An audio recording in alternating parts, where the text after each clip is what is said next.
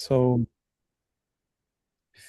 I have prepared a few slides that are non-technical, that will basically set the stage for the more technical stuff.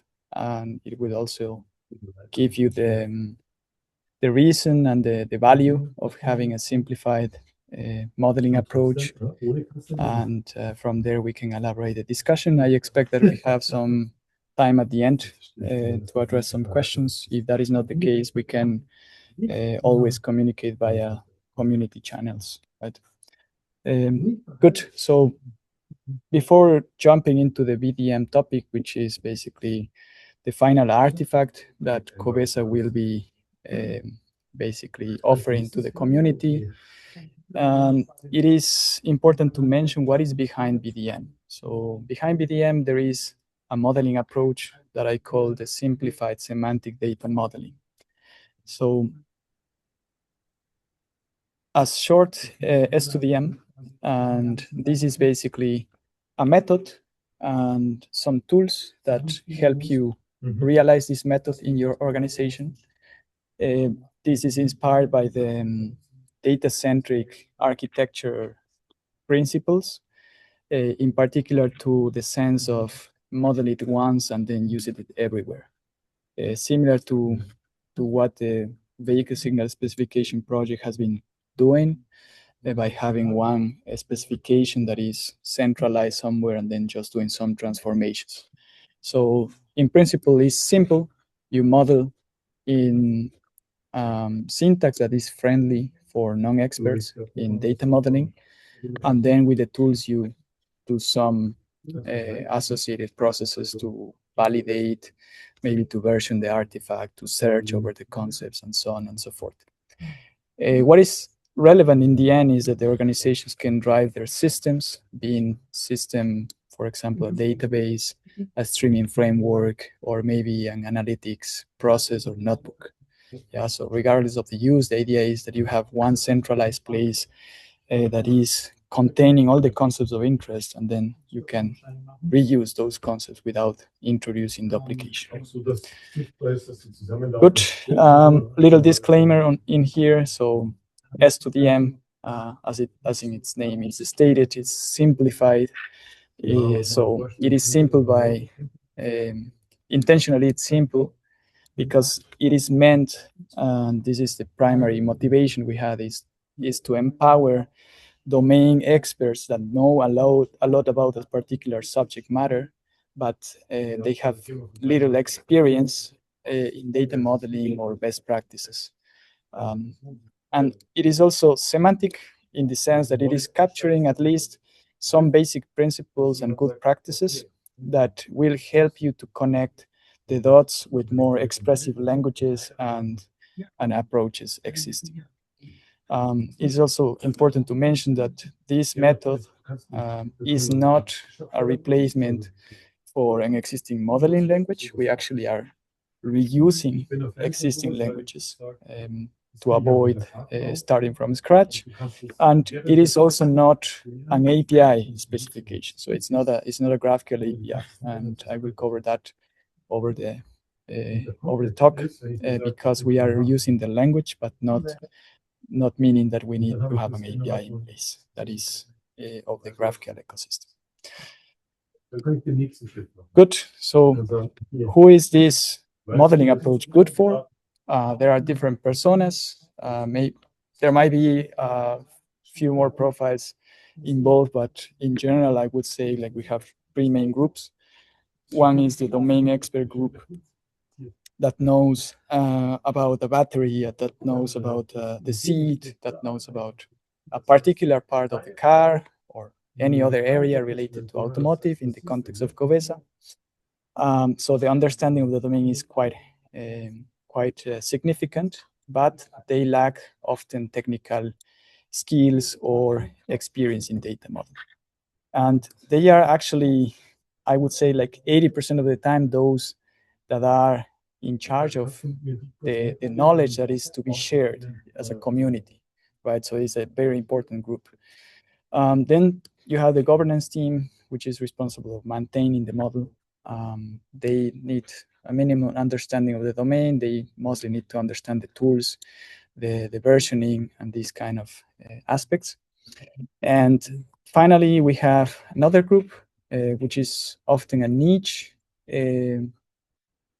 group of people that basically can do more advanced modeling in terms of having ontologies, taxonomies, multiple hierarchies, vocabularies, and these kind of features that are also possible to model and formalize. But it is often an overhead for many of the organizations. So they usually know a lot of data modeling, of course, and not only that, but the use of those advanced tools that already exist. I would say that this is an optional addition to the formula because most of the time organizations do not need more than defining the data structure. So I roughly calculate the involvement of each of these groups. Good. So if you identify with one of these groups, I assume most of you might be between the first two. Let me just show you how it looks like and how easy it is to model in this approach by showing you a completely agnostic scenario. And I think many of you might be familiar with coffee. So I took a coffee shop domain. So in this domain, you might want to specify aspects about the menu, maybe some customer orders, the tables, whether they are occupied or not. You might want to report the state of appliances in the coffee shop, and so on and so forth. So what we can do in this domain, or what we need to do in this domain, it's divided into 5 simple steps. So the first 4 steps are regarding data modeling, and this is where the domain expert has the role of authoring the specification. Number 5 is basically using the tools in order to govern this model, and this looks like this. So if we start by asking ourselves, okay, what are the most important things, entities that exist in the domain? So you can think of what elements exist, and especially those elements, things, entities for which you want to report a certain property, right? So in this example, we might have a beverage, an order, a table, and a customer. So all of them are entities. You can argue about the description. What do you mean by saying a beverage? So you can get to an agreement, and then you have a set of entities you want to model, right? So that's the first step. Second step is for each of these entities, you need to think of the minimum set of properties you want to report in order to bring value to your use case or to your business. In this example, I defined a couple of fields for beverage, like the name and the price, and the same for the order, connecting to a table and a customer, and one for the table and one for the customer, right? So nothing hard here, so I hope it's easy to follow.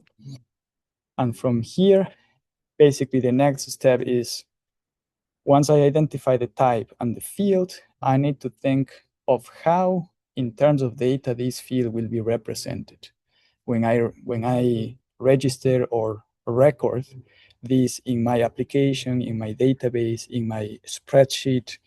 What is the data type behind? Is it something that for which I expect a single value, or is this something that I expect multiple values, or maybe a structure entity? Just by asking these questions, you will be able to identify the data type that for which this property results to. In this example, you have beverage name. I defined that as a string, and beverage price is a float. And what helps to identify other cases where none of the primitive data types are useful is to draw on a paper, on a whiteboard, in the like a graph. So you specify the entities with these boxes or bubbles, and then you define edges or arrows that connect them by a certain relationship. And this relationship is easy to understand if you think of the verb that makes sense to have between them. For example, the order is served at a table, or the table serves an order. The same here, the order is placed by the customer, or the customer ordered a certain order. In this example, both properties coming from one way or the other, they mean the same thing. They mean the same relationship. But it is sufficient just to pick one. And then in this case, I selected the ones that are with these black edges. But you can basically, as a rule of thumb, just select the one that makes more sense for you to have in your data. If you're expecting that the order is coming with the data from the table and the customer, then you prefer this type of connection, right? So one direction is sufficient. Good. So the next step is possibly the one that in many cases is the most complicated one, is how do we formalize this in a language that is machine readable and not only human friendly, instead of just having a table or a Confluence page documenting this information. We want to write in a particular syntax.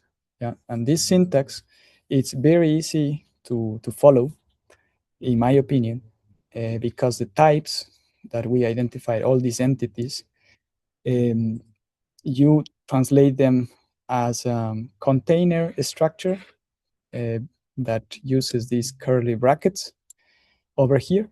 And this means I have kind of a group of properties for the beverage that will come in here. Right now it's empty, of course, because the fields are then represented inside this structure by a key value pair. So here you have the name of the field and then the string output that I selected. Or in the case you are connecting to another entity, you have the name of the field and the name of the entity to which this connects. And that is the most important thing you need to know. I would say with that, you repeat as needed, and that's for the first initial basic draft of our domain enough. So we have a model, and the model has these floating types. They can be stored in one single file or in multiple files if you want. That is not a problem. The fact is that they are standalone concepts that exist. So they can be referenced from multiple places, and therefore it resembles a graph. And it is important to remember that data modeling is not a one-time process. It's something that you need to iterate over and over until you get to a version that is describing the domain with a high precision according to what you wanted to express. Right? So the model evolves over time. And that is why S2DM is important, and the tools associated to it is important, because during the model evolution, you need to support certain aspects like versioning, like name collisions and these kind of things. But you may argue that so far we haven't done anything, and that is right.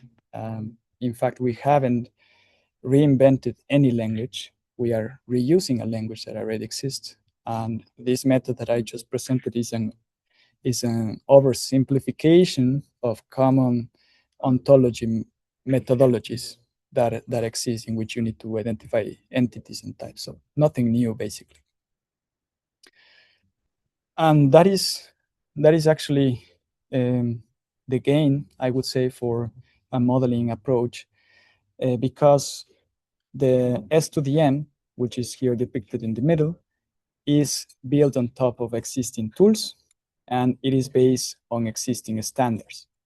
And the tools are able to parse the existing standard languages, and it's able to offer you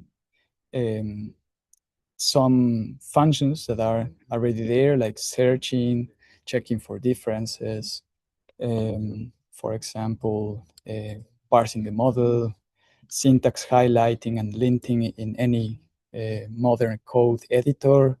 You have visualization of the model, auto-completion, and anything basically that can read these standards can be basically just reused. That's a lot, I think, of gain when it comes to the development of the tools. Then in operation, it will look like on the right side, the specification in the end will be a bunch of files written in this syntax, and they will be hosted and governed in a Git repository. The principal language behind this, it's called the schema definition language. And this is the official language of the GraphQL ecosystem. That is why I mentioned in the beginning that this is a method that is not using the language for an API, but it is using the semantics of the language to express what we want in a simple way. And there is an extension that it is optional, and the tools are also partially covering that at the moment. There are some steps envisioned for the next future, and they are compatible with the semantic web, because the most expressive languages are compatible with the resource description framework, RDF, and I think it makes sense to bridge that to more to bigger approaches that exist. Good, but I will not, for simplicity, I will not cover this optional part in this talk today, but just bear in mind that it exists. So the last part is, once you have the model, I want to use it. And you can basically answer questions with the tools by, okay, is my model valid? Can I compose it by combining this source and this source? Can I make a sub-selection of it? I want to export into a particular format like JSON schema, among other things that you can do. And in order to scale these tools well, as I mentioned, they are based on existing tools. And then we are grabbing some functions on top in order to do this adaptation, to use this to use this language in this manner, not as an API language directly, but as a canonical data model language. It is composed in three blocks. Most of the functions are available as a command line interface. That's where you basically can do almost anything you want. So far, we have things like semantic search or keyword search, validation, composition, exports, among others. And we are grabbing that command line interface with an API in order to maintain a structured output. And with that structured output, we have a control behavior. And on top of that, we are working on a graphical user interface so that the non-modelers can easily play around with the models and have a very abstract, easy to use tool. And that's why the graphical interface is communicated directly with the API in order to scale this better. So let me see, there is a question. No. Okay. Good, so let me give you a glimpse of how the graphical interface looks like. You have three main sections. On the left side, you can select the sources you want to explore. You can compose and visualize the whole schema that is validated against the input. And once you have this, you can, by reusing tools like Graphical and GraphQL Voyager, you can visualize or explore the documentation, you can search for concepts, and you can also make an arbitrary sub-selection of the concepts you have here. Like, for example, in this case, I am selecting the order, the table, and just the property, whether it's occupied or not, while the original schema had many more concepts in here. And on the right side, so far we are having here the export function of the tool. In the future, we might include other things like semantic searches on these kind of functionalities. But you can visualize here what the exported artifact, how it would look like. And the purpose of all of this is to help the normal user, so to say, realize what is the input, what is the output, whether the output makes sense, and whether this output is useful in my end system. And with this, you can basically copy the commands and help the automation of the governance for this team. That is the idea.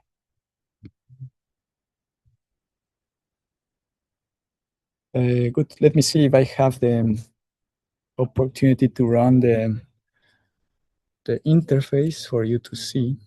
But in between, if someone has any question, please feel free to speak up. Give me a second while I find the resource. So one of the key things that Daniel's showing us how this works and how to do it. The key value here is what problems are we going to do? Or do you need to solve? And I really am hoping that there will be some input and some questions about that from the audience. And this won't be the only time we do this, basically. But we're trying to get models, use subject matter experts to get models to make this useful, to show the value, to get value out of it. So at some point, up-leveling to use cases is probably important to make sure that the models work. But yeah, so please feel free to ask questions, speak up. Well, you see on the yeah, go ahead, please. Oh, sorry. Hi, Manu Sporni. I guess the primary question I have is we have a set of existing models in JSON LD RDF that we've developed for vehicles for a while now. It's not an S2DM format. I think it would be fairly easy to convert these existing models into S2DM, but I'm wondering what the life cycle there looks like. Like, I mean, we could probably, so most of our, descriptions use the YAML2 vocab format. It is, very verbose, very specific, kind of generating JSON LD contexts and JSON schema files and, RDF, output for vocabularies. I'm wondering if the S2DM tool can take those as inputs and then generate kind of the S2DM, because we typically work. I totally understand that S2DM is for people that are just getting used to us. I'm wondering if this is going to be kind of the core format, and wondering if there's any kind of loss from using an RDF, like a pure RDF format, going to SDTM. So how do you see it, integrated in the life cycle of kind of managing these vocabularies? Yep. Thank you for the question. So far we have a few exporters in place, and we have also experience importing existing vocabularies, like, for example, the unit vocabulary from QUDT, which is an RDF-based model, very, very big model. So we defined the mapping upfront, and then we defined the tooling for importing that significant model into this shape or syntax. Now, in terms of scaling this up, in my opinion, there might be possible to have kind of an intermediate language to do a transformation by a configuration file. Instead of writing the mapping, I mean, instead of hard coding the mappings, just giving the freedom to the final user to configure, this is the element I have in my YAML, or this is the object I have in my JSON. I wanted to map it to this kind of a structure in GraphQL.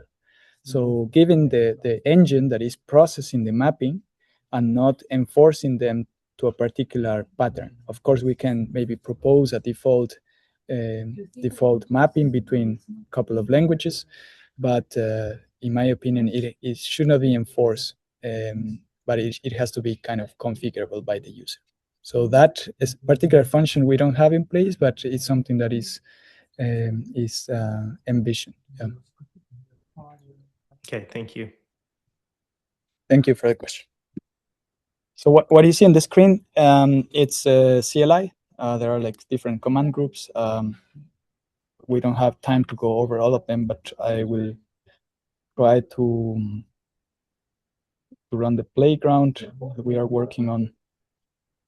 I hope it works. You know, live demos always go the way they should not. So let's see if we are lucky today. This doesn't make sense. Good. So this is this is how it looks like. In here we can, for now, select the files we want to work with. Let me remember where it was. So we have here, I need to select a file from the where was it?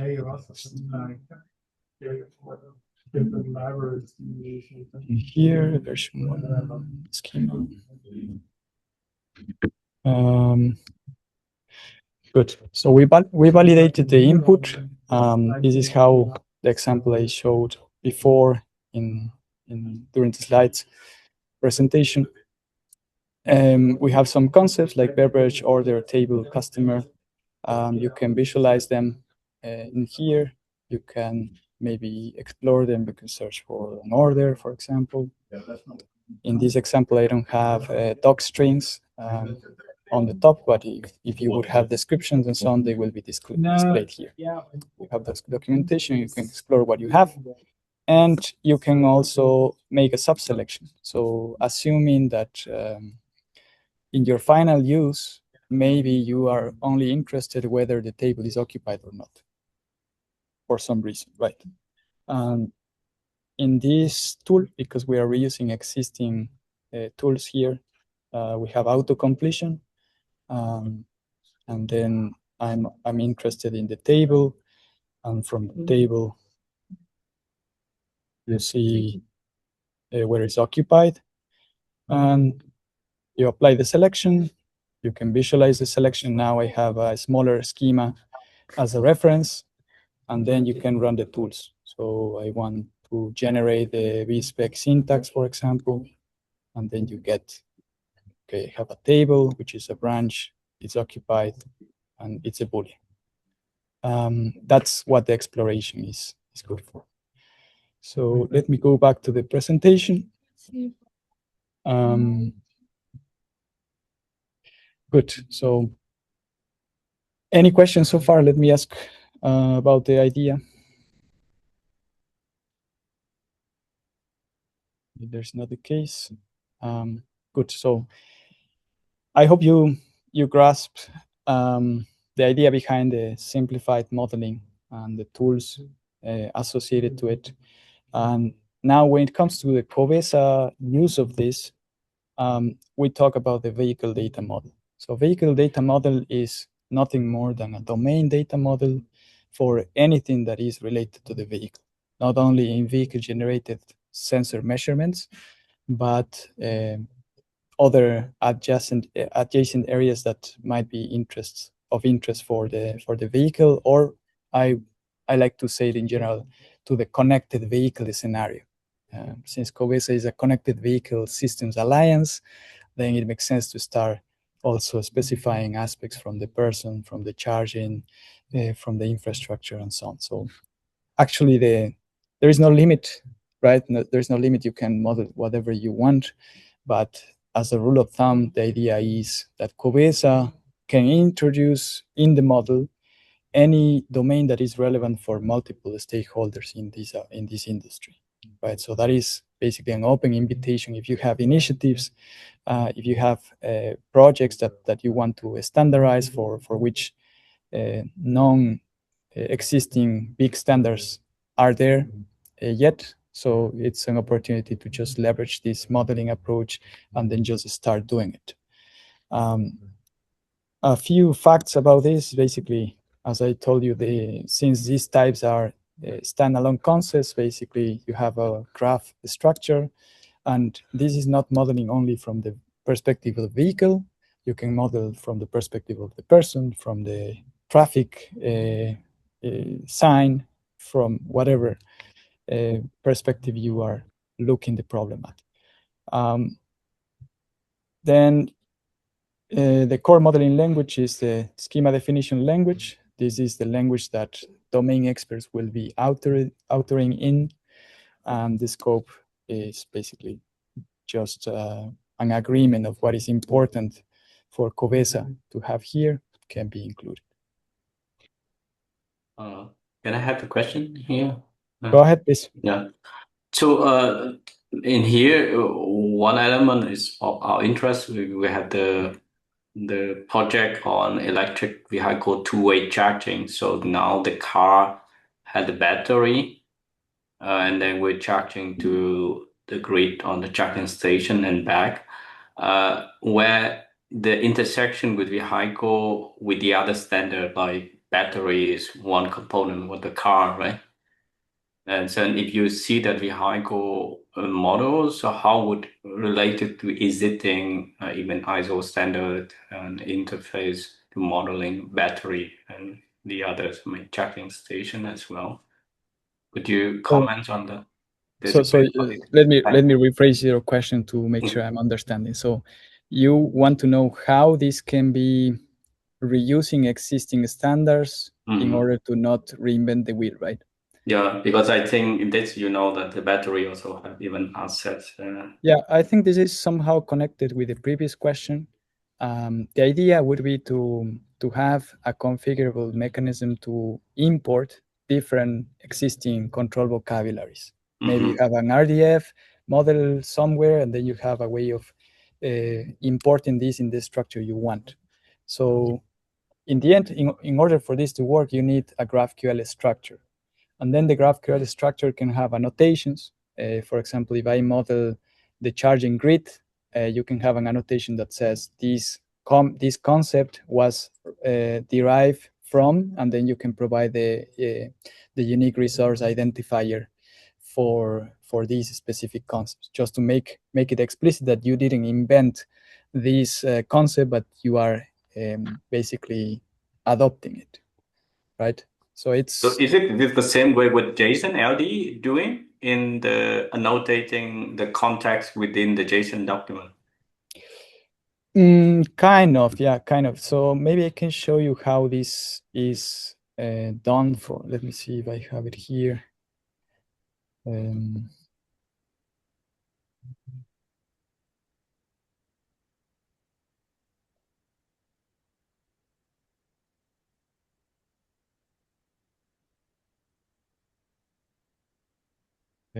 Yeah, I have it here. So window.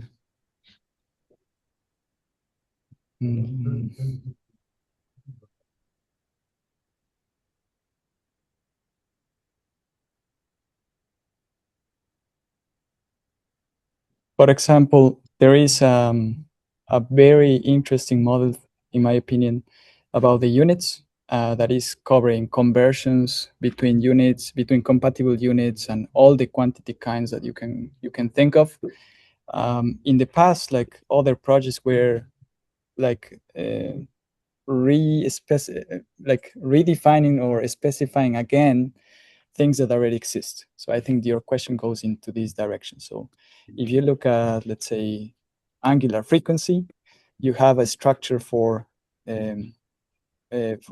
usage here directly. So in this case, this will be a quantity kind, and as you see here, you can annotate saying this concept came from this place.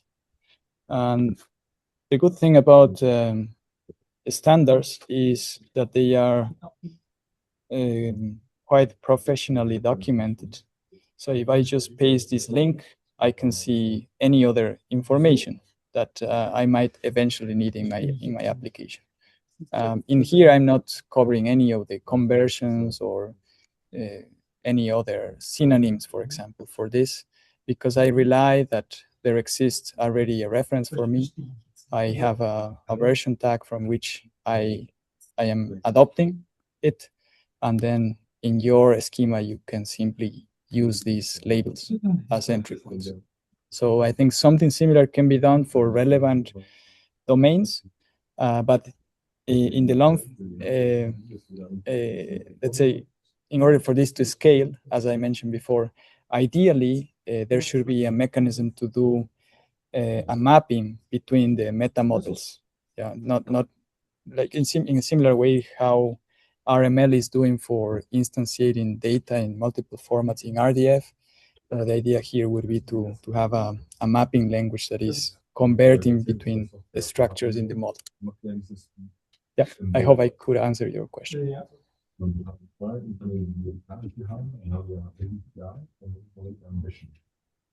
If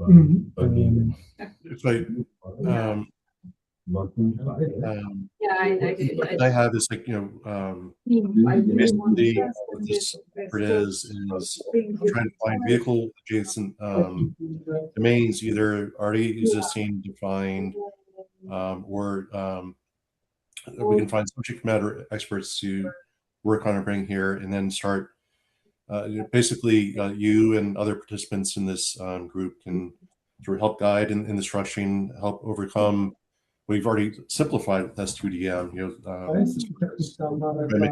virtual design. We're basically looking for those subject matter experts, people with strong interests in different domains to bring here.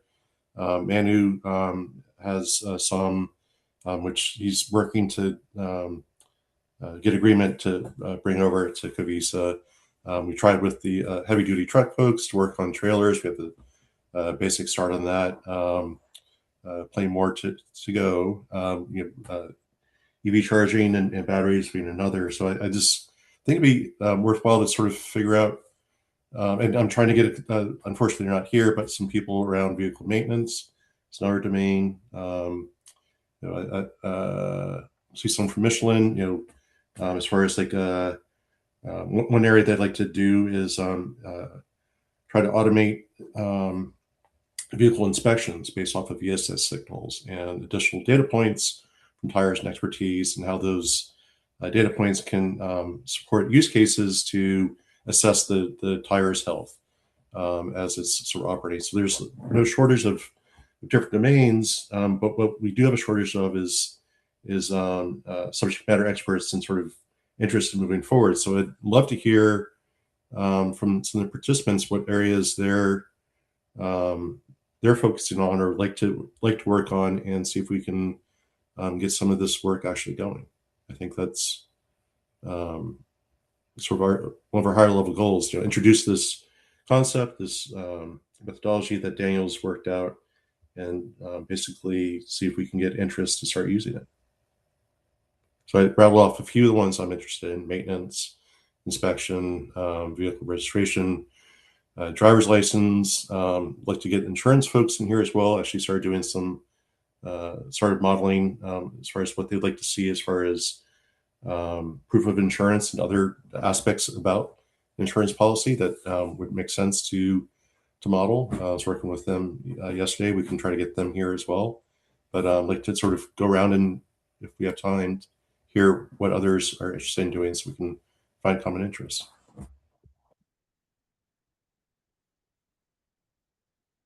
So I view this as an intro. Daniel's giving an intro, and then basically we will have we should have follow-ups after for people who want to use the modeling language and them to commit their models. I think Daniel was just about to go to basically the adjacent models.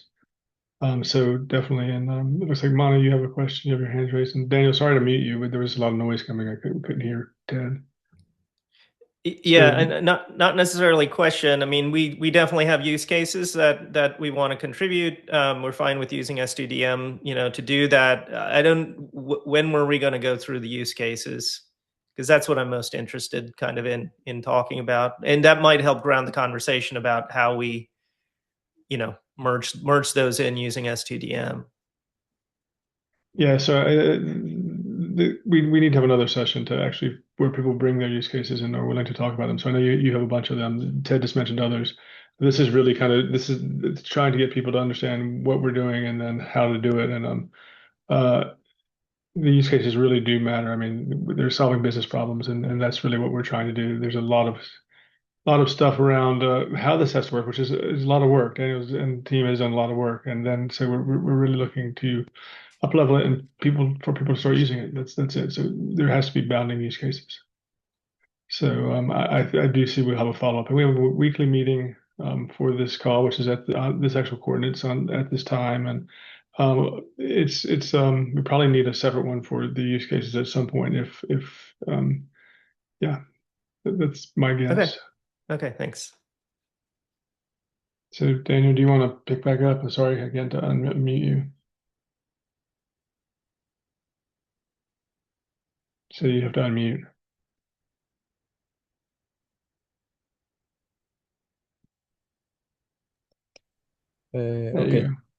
Okay, so I hope you Yeah, hear me now. I have another question, Daniel. So this and along with VSS, there's some overlapping here on what is the down the line with these two activity, because I was also involved in the other CSTP, and that's also the other standard in WCC in this thing. What you see this? Yeah, let me cover the final part, and I'm sure that some of those questions will be answered, and then if something is remaining, we can cover at the end. So I was about to go that way. I had another example about the charging session that is combining subdomains. If you think of BSS, this can be the vehicle area. In where's this? In here, for example, you have, this is the VDM repository. The specification has some files. This is the example I'm interested in. Charging session has a vehicle, a customer, a charging point, start and end time. And when it comes to the vehicle concept is coming from BSS. And here in BSS, you can see that all the domains are here modeled. Like if you have the door, in this example, the element, you have the provenance here where this element is coming from. It's coming from the vehicle door. So all the elements I didn't model anything of this branch. I just took it from the BSS project just to make the exercise. And once we do that, basically we are able to compose the model in the same way I presented before. And you can post a query. It's a projection query. It's not an API query. It's a query against the meta model to make a subselection. For my particular case, I'm interested in the charging session, and I need to have the identifier of the vehicle. This is coming from BSS, and then I added some additional data points that were interesting for this area. And from there, you can select exporter and maybe export in the VSpec syntax, and you obtain the syntax that you want. Yeah, so I hope I could answer the question. Okay, so okay, now that's a connection. So yeah, so here's the vision. in order, because the models that follow the methodology, they are compatible. And in order to achieve this consistently, on the left side, you see the COVESA organization. The idea is that this VDM project is the conceptual whole, like a super graph of concepts for all things related to the connected vehicle. And then in sub-domains or sub-teams, you have important branches that are coming like from the VSS or maybe from the charging infrastructure, the in-cabin activities, and any other domain that is relevant for the community, is relevant to standardize. The same holds for specific predefined elements like the units, as I presented to you before. It makes sense to have a set of things that are already predefined so that you can reuse and benefit from that. And then when you go to your own organization, you can replicate this setup in the sense that your project A, for example, is inheriting some concepts from the COVESA VSS in this method. And you don't need to inherit to reuse everything. You just select what you want, and then the final collective whole must be valid. So the tools are validating this and composing this for you. But this might be a bit ambitious, to be honest. We can start like in a simple way by having the VDM repository, and from there we can model their multiple subdomains. And if a subdomain is very relevant on its own, and if there is a governing team, we can basically then move it to a different place. Yeah, so that is pretty much what I wanted to present today. I think we can take the final 10 minutes to discuss any questions that you might have.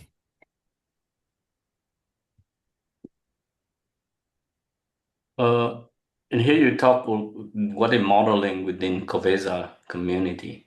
So how would one that have existing system already have some model like ISO 2375 or intelligent transport system related to electric vehicle, for example? They have something related to electric vehicle can be integrated. So how would we work? Or you foresee some other standard where we kind of consider, and within the community, or this community seeing this is adoption with a stand within COVESA community? In my view, one must not reinvent what is there. So if there has been effort to standardize a particular domain, it's usually because there is an organization body, a standardization body behind, and these teams usually take a lot of time to come to an agreement, right? So if there is already something you can rely on and you want to adopt it in your organization, it makes more sense to go the way that was mentioned before. So defining the way how you can import what exists, and not expecting that you will author that standard in this method, because they are kind of different streams. When it comes to COVESA specific models that can be offered to the community, I believe that it is relevant to have things that are not already standardized, or they are not in a shape that you can directly adopt it. In the example I showed before, like for the units data model, doesn't make sense that COVESA models the units. Again, we import that and we just focus on what is advancing the set of concepts that are available to the community. So, excuse me, from my perspective, if there's something you want to bring into this methodology, please do. I mean, and it will be useful. Please bring it. Also, if you have something new, please bring it.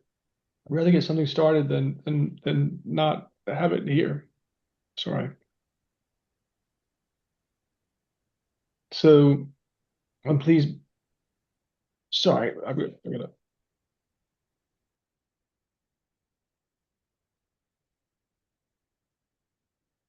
Is there any other comment or question, or maybe you want me to explain something else about what I have introduced today?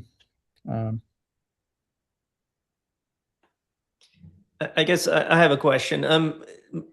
My presumption here is that, I mean, the way that we're expecting to integrate some of the things that we're working on, vehicle title, vehicle registration, driver's license, payments, we are expecting that we're going to create repositories under COVESA.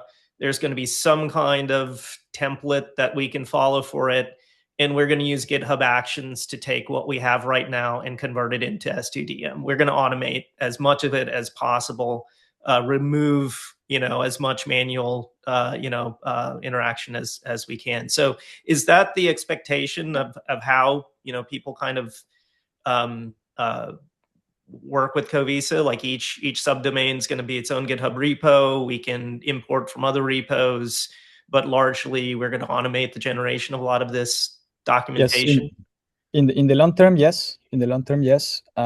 Short term, I would say we can allocate everything here within this spec folder with subfolders that are dedicated teams or like experts in that domain, and collectively it makes a consistent supergraph.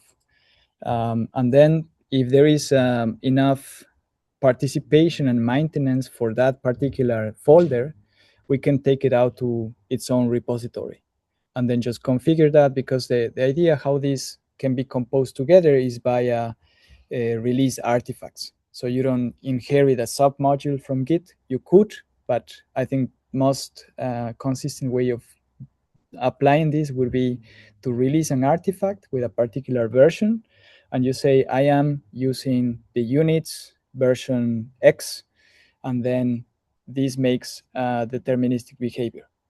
But it's, in the end, it's about the experts that are willing to contribute to the control vocabulary. If there is enough number of experts, then it makes sense to have a dedicated space for that particular subdomain. If there is just like a seldom participation, maybe it makes sense just to have a few exchanges agreeing on what they want to specify, and then just allocating this collective whole repository. Okay, thanks. So again, to me, bring the domains that you want to bring, and we'll figure out how to get them going. If you have very specific ideas of like converting an existing model, let's or importing, however you want to, mapping, whatever form it takes, let's bring it and let's do it. I mean, that's really what this is about, is trying to get people to bring their domains and get them going. And they're not going to be one size fits all to start. So we have to put the thing through the paces and get them stored and useful. I mean, and again, they all have to tie back to use cases. So why are we doing it? So we're at the end of time. Does it? We have 3 minutes. Are there other questions before we go? And we can definitely have other sessions. Again, if you have your model you want to bring, there's a weekly meeting at this time on Thursdays that you can bring to. We're flexible in how we can work, but we want to make sure that we bring the domains. That's the bottom line.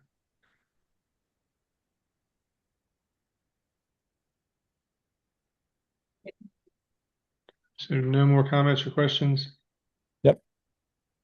Thank you so much for participating today. If you have any feedback, is also welcome. Feel free to just send me a message, and we'll be happy to incorporate any suggestion in order to demystify this data modeling topic and then onboard as many people as possible to this.